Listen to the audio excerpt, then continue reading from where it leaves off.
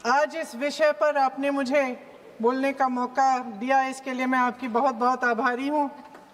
ये वो विषय है जो देश की हर महिला के दिल का ही विषय है, इसलिए आज इस पे बोलने का मौका मिले, इसके लिए मैं आपकी फिर से आभारी हूँ। इस विषय का एक छोटा सा बैकग्राउंड बताना चाहती हूँ, क्योंकि प्रधानमंत्री महोदय जी ने अपने भाषण में काफ़ी जिक्र किए कि किसने रोका, कैसे रोका, 30 सालों से कैसे ये निर्णय रोका गया। तो इसका बैकग्राउंड ये है, मेरे सत्ता पक्ष के साथियों को शायद ये बात पसंद नहीं आएगी, लेकिन इसका ऐतिहासिक बैकग्राउंड ये है कि इसकी शुरुआत भी नेहरू नाम के एक व्यक्ति ने ही किया। लेकिन घबराइए नहीं, ये वो नेहरू नहीं है जिनसे आप इतना कतराते हैं। ये उनके पिताजी मोतीलाल नेहरू जी ने एक रिपोर्ट तैयार की थी 1928 में, और उस प्रतिवेदन को उन्होंने कांग्रेस पार्टी की कार्य समिति को दिया था। वो एक समिति के अध्यक्ष थे। उसमें उन्होंने 19 मूल अधिकारों की सूची बनाई थी। 1931 में सरदार पटेल जी की अध्यक्षता में कांग्रेस अधिवेशन हुआ था कराची में। उस कराची अधिवेशन में इस प्रस्ताव को पारित किया गया, और वहीं से ये शुरुआत हुई कि महिलाओं का समान अधिकार हमारे देश की राजनीति में शामिल हुआ। उसी समय 1 वोट 1 सिटीजन 1 वैल्यू का सिद्धांत भी हमारी राजनीति में स्थापित हुआ। आपको ताज्जुब होगा ये जानकर कि जबकि इस सिद्धांत की वजह से हमारे देश में महिलाओं को वोट देने का अधिकार आज़ादी के पहले दिन से मिला, अमेरिका जैसे देश में ये अधिकार उन्हें इस अधिकार के लिए 150 साल इंतजार करना पड़ा, संघर्ष करना पड़ा।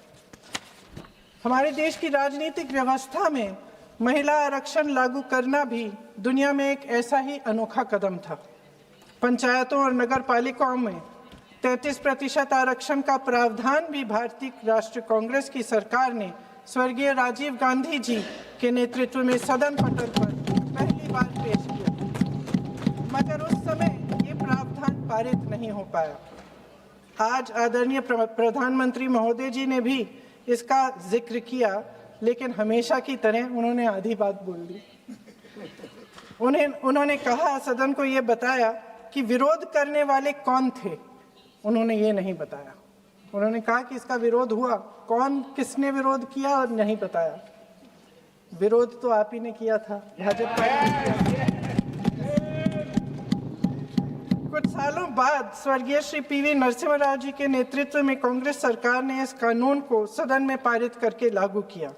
आज अपने भाषण में प्रधानमंत्री जी ने जब पंचायत की आंदोलित महिलाओं का जिक्र किया, तो ये समझ लीजिए कि इस कदम के चलते ही आज 40 लाख पंचायत प्रतिनिधियों में से 15 लाख महिलाएं हमारे लोकतंत्र में भागीदार हैं। 2010 में स्वर्गीय प्रधानमंत्री डॉक्टर मनमोहन सिंह जी और यूपीए की अध्यक्ष श्रीमती सोनिया गांधी जी के नेतृत्व में कांग्रेस पार्टी ने लोकसभा और विधानसभा में महिलाओं को आरक्षण देने का फिर से प्रयास किया। राज्यसभा में इसे पारित भी कराया, लेकिन लोकसभा में आम सहमति नहीं बन पाई। 2018 में आदरणीय श्री राहुल गांधी जी ने मोदी जी को एक पत्र लिखा, और उस पत्र में उन्होंने कहा कि ये महिला का जो आरक्षण है ये 2019 तक लागू हो जाना चाहिए। मुझे लगता है कि यहाँ आकर प्रधानमंत्री जी राहुल जी का मजाक तो बना लेते हैं, लेकिन घर जाके उनकी बातों पर गौर करते हैं, क्योंकि हम आज उसी बात पर चर्चा कर रहे हैं। वैसे आज प्रधानमंत्री जी की बातों से ये लगा कि भाजपा ही महिला आरक्षण के चैंपियन, प्रस्तावक और सबसे बड़े समर्थक रहे हैं। इनके पूरे भाषण में यही बात थी, जबकि ये कह रहे थे कि इन्हें इसका श्रेय नहीं चाहिए। कोई भी महिला आपको बता देगी कि बार बार बहकाने वाले पुरुषों को महिलाएं झट से पहचान लेती हैं। थोड़ी सावधानी बरत लीजिए, पकड़े जाएंगे। आखिर जब 2023 में राहुल जी के पत्र को पढ़ने के कुछ सालों बाद, हाँ, उसके बाद पढ़ लिया। आखिर जब 2023 में आदरणीय प्रधानमंत्री नरेंद्र मोदी जी की सरकार ने यह अधिनियम सर्वसहमति से पारित किया, तब भारतीय राष्ट्रीय कांग्रेस ने अपनी विचारधारा के अनुकूल इसका पूरा समर्थन किया।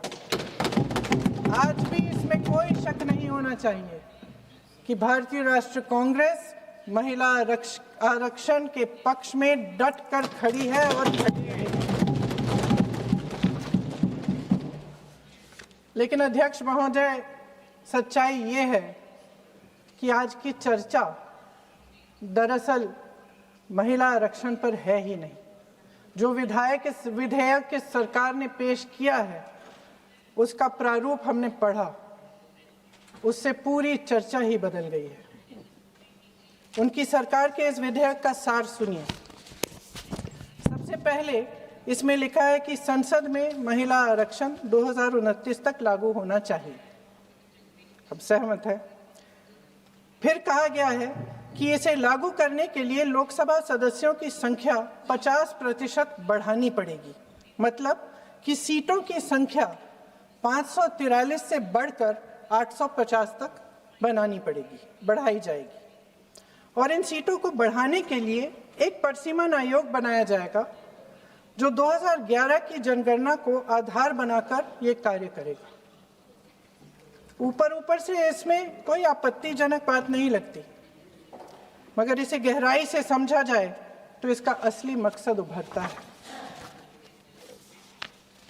वह राजनीति की बू जिसका जिक्र प्रधानमंत्री महोदय ने किया, वह राजनीति की बू इसमें पूरी तरह से घुली हुई है। दरअसल इसी सरकार ने महिला आरक्षण का जो विधेयक सर्वसहमति से 2023 में पारित कराया था, उसमें 2 चीजें थी जो इस विधेयक में नहीं है।